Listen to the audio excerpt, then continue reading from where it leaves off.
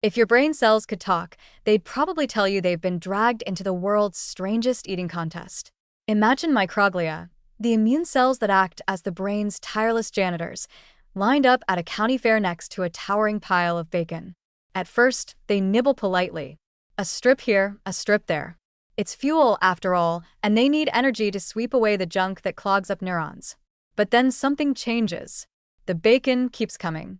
The pile grows faster than they can chew, and before long, the poor microglia are bloated, sluggish, and looking like contestants who regret ever signing up. That's the drama unfolding in Alzheimer's disease. The fight between brain cells and fat, and lately, fat is winning. The Purdue University research reframes this contest in a way that's surprisingly hopeful. For years, plaques and tangles got all the blame, like the unfairly celebrated villains in this story. But now it looks like the real trouble comes when those plaques lure microglia into eating contests they can't win. As the immune cells sit too close to amyloid buildup, they start converting fatty acids into big blobs of storage fat, thanks to an enzyme named DGAT2 that refuses to quit.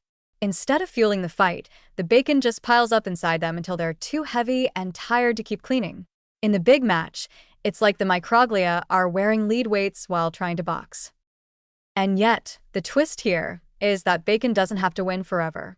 The scientists found that when they shut down DGAT2, or nudged it to break down, the microglia came back leaner and sharper. Suddenly, they weren't sluggish contestants anymore. They were back in fighting form, clearing plaques and defending neurons. It's like watching a sports underdog make a comeback. The crowd thought the match was over, but the immune cells still had tricks up their sleeves.